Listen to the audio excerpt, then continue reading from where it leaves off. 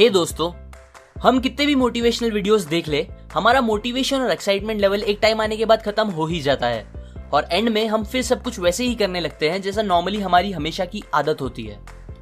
लोग ज्यादातर अपनी आदतों से मजबूर होते हैं और उसके हिसाब से ही काम करते हैं, चाहे कोई कितना भी समझा ले।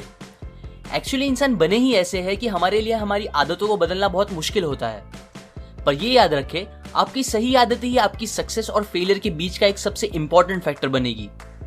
सबसे पहले हमें यह पता होना चाहिए कि कौन सी हैबिट्स हमें अपने अंदर डेवलप या चेंज करनी चाहिए। आज मैं आपको 7 ऐसी हैबिट्स बताऊंगा जो आपको इफेक्टिव बनाएगी। So let's begin. Habit number 1, be proactive. एक रेस्टोरेंट में एक औरत के ऊपर कॉकरोच आके बैठ जाता है। वो एकदम डर जाती है, पैनिक होकर चिल्लाने लगती है और उछल उछल के अपने दोनों हाथों से उसे दूर फेंक देने की कोशिश करती है। इतने में उस औरत के हाथ लगने से कॉकरोच उड़कर एक दूसरी औरत पर आकर गिर जाता है और फिर वो भी पैनिक होकर सेम पहली वाली औरत जैसा बिहेव करने लगती है। ये देखकर पास में खड़ा एक वेटर उनकी मदद करने जाता है। इधर उधर फेंकने में कॉकरोच अब वेटर के ऊपर आके बैठ जाता है, बट वेटर चिल्लाने और पैनिक होने के बजाय सीधा खड़ा होता है। कॉकरोच के अपने शर्ट पर चलने को अच्छे से ऑब्जर्व करता है और जब उसे कॉन्फिडेंट फील होता है तब फौरन वो कॉकरोच को अपनी उंगली से पकड़ लेता है और रेस्टोरेंट के बाहर फेंक देता है। ये स्टोरी को हम ऑथर के प्रोएक्टिव और रिएक्टिव के कॉन्सेप्ट से रिलेट कर सकते हैं। यहाँ वेटर एक प्रोएक्टिव इंसान था जिसने उन औरतों की तरह सिचुएशन पर रिएक्ट करने के बजाय सोच के सोल्यूशन निकाला और उसके अकॉर्डिंग प्रॉपर एक्शन लिया। रिएक्टिव और प्रोएक्टिव होने में बहुत डिफरेंस है। रिएक्टिव लोग हर चीज के लिए दूसरों को ब्लेम करते हैं। उनका देश तरक्की नहीं कर रहा क्योंकि गवर्नमेंट अच्छी नहीं है, वो तरक्की नहीं कर रहे क्योंकि उनका बॉस अच्छा नहीं है, वो खुश नहीं है क्योंकि लोग अच्छे नहीं हैं, और अगर कुछ ना मिले तो वो अपनी किस्मत को ही ब्लेम करने लगते हैं। उन्हें लगता है चीजें कंट्रोल करना उनके हाथ में नहीं है, सब हालात और किस्मत का खेल है। सारी प्रॉब्लम्स बाहर से आ रही है, पर एक्चुअली में उनकी ये सोच ही सबसे बड़ी मेन प्रॉब्लम है। वो यूजुअली ऐसे सेंटेंसेस यूज करते हैं जैसे मैं कुछ नहीं कर सकता, क्या करूं, मैं बचपन से ही ऐसा हूं, वो मुझे बहुत गुस्सा दिलाता है। जबकि प्रोएक्टिव लोग अपनी फीलिंग्स का कंट्रोल दूसरों को देने के बजाय खुद संभालते हैं। वो अपने हर एक्शंस की 100% रिस्पॉन्सिबिलिटी खुद पे लेते हैं। हालात और किस्मत को ब्लेम करने के बजाय सिचुएशन को वो खुद कैसे बेटर कर सकते हैं इस बारे में सोचते हैं और एक्शन लेके उसे सही भी करते हैं। आप हमेशा उन चीजों पर फोकस करो जो आप चेंज कर सकते हो, ना कि उन चीजों पर जो आप चेंज नहीं कर सकते। Habit number 2, begin with the end in mind. ये हैबिट मेरे how to be powerful video में बताए एक लॉ से सिमिलर है, जिसमें मैंने हमेशा एंड गोल को याद रखकर स्टेप्स लेने कहा था। अभी के लिए इमेजिन करें आप एक फ्यूनरल में गए हो, पर ये बाकी फ्यूनरल से बहुत अलग है, बिकॉज जब आप देखते हो तो आपको पता चलता है कि कॉफिन में आपकी बॉडी है और वो आपका खुद का फ्यूनरल है। उस टाइम आप अपने आप के लिए क्या क्या बोलना चाहोगे? ये एक बहुत ही इम्पैक्टफुल क्वेश्चन है। क्या आप वो सारी चीजें अभी कर रहे हैं जो आप अपने आप को देखकर तब बोलना पसंद करोगे? एग्जाम्पल, अगर आप चाहते हो आप बोल सको कि हाँ मैं एक बहुत ही अच्छा दोस्त था, तो क्या आप अभी एक बहुत अच्छे दोस्त जैसा बिहेव कर रहे हो? अगर आप ऐसे इंसान की तरह याद रहना चाहते हैं जिसने लाइफ में बहुत कुछ अचीव किया और सबकी बहुत मदद की, तो क्या आप अभी ऐसा कुछ कर रहे हैं जिससे आप श्योरली ये कह सकोगे? मैं चाहता हूं आप अपने आप से पूछो कि ऐसी क्या क्या चीजें हैं जो आपको मरने से पहले कैसे भी अचीव करनी ही है, बोथ पर्सनली और प्रोफेशनली, और फिर जितना जल्दी हो सके उसके लिए काम करना स्टार्ट कर दें। Habit number 3, put first things first. हमें जो काम सबसे जरूरी है वो काम सबसे पहले करना चाहिए। अब ये आदत बोलने को बहुत सिंपल है, पर सबसे मुश्किल भी यही है। कुछ साल पहले की बात है, मैं अपने दोस्त के साथ एक दिन कॉलेज से घर जा रहा था। बातों बातों में उसने मुझे बताया कि आजकल वो बहुत बिजी है और उसे जिम जाने का भी टाइम नहीं मिल रहा, जबकि उसे बॉडी बनाने का बहुत ज्यादा शौक था। थोड़े टाइम बाद रास्ते में हमने देखा एक जगह भीड़ जमा हुई थी। वहां कुछ आदमी लड़ रहे थे। मेरा दोस्त वहां रुक गया और मुझे भी साथ रुका लिया। फिर हमने वहां रुक के पूरी लड़ाई एंजॉय की। सब खत्म होने के बाद मैंने उससे कहा, ये सब देखने से अच्छा घर जल्दी जाके तू जिम चला जाता। उसने हंस के कहा, छोड़ना यार, जाने दे। हाँ, मुझे पता है जितनी देर हम वहां खड़े थे उतने टाइम में शायद पूरी जिम नहीं हो जाती, पर यह भी सच है कि मोस्टली हमें जितना लगता है हम उतने बिजी होते नहीं। ऐसा कितनी बार होता है कि हम डिस्ट्रैक्ट होकर अपने फेसबुक फीड्स बेवजह स्क्रॉल करने लगते हैं, यूट्यूब पर वीडियोस या टीवी देख के टाइम पास करने लगते हैं, और कुछ नहीं तो बस बेवजह की बातें सोचने लगते हैं, जबकि हमें कुछ बहुत इंपॉर्टेंट काम खत्म करने बाकी होते हैं। ये सबसे कॉमन आदतों में से एक है जो हमारा बहुत सा इंपॉर्टेंट टाइम वेस्ट करती है और हमें कभी एक एवरेज इंसान से ऊपर बढ़ने नहीं देती। सो अगर आपको कुछ करना है लाइफ में, तो हर रोज वो काम सबसे पहले खत्म करो जो आपको आपके गोल्स तक पहुंचने में हेल्प करेगा। उसके बाद बचे दूसरे कामों को प्रायोरिटीज दो। Habit number 4, think win win. मान लो मेरा और आपका एक यूट्यूब पे प्रैंक चैनल है और दोनों के पास 1000 सब्सक्राइबर्स है।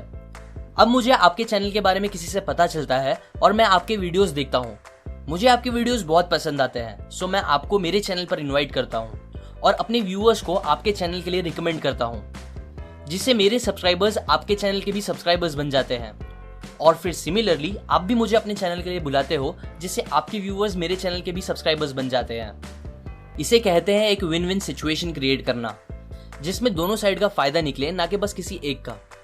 अच्छा, अगर मैं ये सब करने के बजाय आपसे जेलस होके, क्योंकि आप मेरे कॉम्पिटिटर हो, एक फेक आईडी बनाता, आपके सारे वीडियोस डिसलाइक करता और बुरे बुरे कमेंट्स डालता, ये सोच के कि इससे आपका कुछ नुकसान होगा और इनडायरेक्टली मेरा फायदा होगा, तो क्या आपको लगता है मेरा सच में कुछ फायदा होता? ऑब्वियसली ऐसा नहीं होता, बिकॉज मैं यहाँ एक विन लूज सिचुएशन क्रिएट करने का ट्राई कर रहा होता, जिससे हार्डली कभी कुछ लॉन्ग टर्म के लिए अच्छा हो सकता है। एक्चुअली हमारी मेंटालिटी ही कुछ ऐसी बनी है दैट हमें लगता है हमारे जीतने के लिए किसी और का हारना जरूरी है, या फिर अगर उसे मिल गया तो मुझे नहीं मिलेगा, जिसे स्कैरसिटी मेंटालिटी कहते हैं। हमें ये मेंटालिटी दिमाग से निकाल के ऐसा सोचना चाहिए कि हर इंसान के लिए बहुत कुछ है यहाँ, जो कि अबंडेंस मेंटालिटी होती है। सो अब से कोई भी सिचुएशन में किसी से भी डील करते वक्त एक विन विन सिचुएशन क्रिएट करने की ही कोशिश करो, जिससे सबका फायदा हो। Habit number 5, seek first to understand then to be understood. समझो एक दिन आप चश्मे वाले के पास जाते हो और उसको बताते हो कि 2 दिन से आपको बराबर दिख रहा नहीं है। ये सुन के चश्मा वाला फौरन अपना पहना हुआ चश्मा निकाल के आपको दे देता है और बोलता है, लो इसे ट्राई करो, ये मेरे लिए काफी सालों से अच्छे से काम कर रहे हैं। सो आप वो चश्मा पहनते हो पर आपको और खराब दिखने लगता है। अब ऐसा होने के बाद कितने चांसेस है कि आप उस चश्मे वाले के पास वापस जाओगे? शायद ही कभी। पर एक्चुअली में हम भी थोड़े बहुत इस चश्मे वाले जैसे ही हैं। जब हम लोगों से बात करते हैं तब उनके प्रॉब्लम्स को डायग्नोस या अच्छे से समझने से पहले ही उन्हें सोल्यूशन देना या लड़ना स्टार्ट कर देते हैं। हम ये इजीली बोल देते हैं कि कोई हमारी फीलिंग्स नहीं समझता, पर खुद भी रेयरली कभी सामने वाले की फीलिंग्स को समझने की कोशिश करते हैं। सोचते भी है तो इस बात को कि सामने वाले ने क्या कहा और वो ऐसा कैसे कह सकता है, जबकि मेन क्वेश्चन ये होना चाहिए कि उसने ऐसा क्यों कहा और उसकी फीलिंग्स क्या थी वो बोलते टाइम। सो नेक्स्ट टाइम जब आप किसी से बात करें तो उनकी बात बस रिप्लाई देने के इंटेंट से ना सुने, बल्कि उन्हें समझने की कोशिश करें। और सबसे इंपॉर्टेंट, सामने वाले को ऐसा फील होने दे कि आप सच में समझते हो उनकी फीलिंग्स। जब आप ऐसा जेन्युइनली करना स्टार्ट कर दोगे तो लोग आपको भी समझना स्टार्ट कर देंगे। Habit number 6, synergy. अगर आप 2 प्लांट्स को साथ में लगाते हो तो उनकी जड़ साथ में मिलकर मिट्टी की क्वालिटी बढ़ाती है, जिससे दोनों प्लांट की ग्रोथ बेटर होती है उन 2 प्लांट्स के कंपेयर में जो कि अलग अलग जगह लगाए गए हो। सिनर्जी की हैबिट हमें हमेशा मिलके एज अ टीम काम करने के लिए एनकरेज करती है। एग्जाम्पल, 2 आदमी एक पेड़ से कुछ सेब तोड़ने की कोशिश कर रहे थे, पर काफी ट्राई करने के बाद भी दोनों उन तक पहुंच नहीं पा रहे थे क्योंकि सेब थोड़े ऊपर थे। फिर दोनों ने सोच के डिसाइड किया कि एक आदमी दूसरे के कंधे पर चढ़कर सारे सेब तोड़ लेगा, और उन्होंने ऐसा करके सारे सेब तोड़ लिए।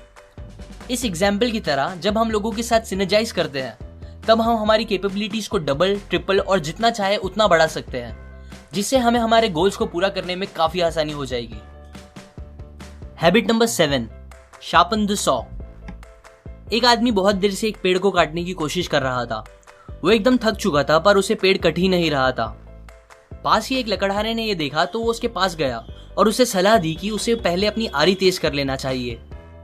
ये बात सुनकर वो आदमी ने उसे कहा, पर ये करने में तो टाइम जाएगा। अभी शायद आपको ये जवाब स्टूपिड लगे, पर हम भी यूजुअली ऐसा ही करते हैं। हम एक्सरसाइज के लिए दिन के 30 मिनट नहीं निकाल सकते ताकि हमारी हेल्थ अच्छी रहे, 15 मिनट कोई बुक नहीं पढ़ सकते ताकि हमारी नॉलेज बढ़े, और फिर हम कंप्लेन भी करते हैं कि हमारी जिंदगी अच्छी क्यों नहीं है।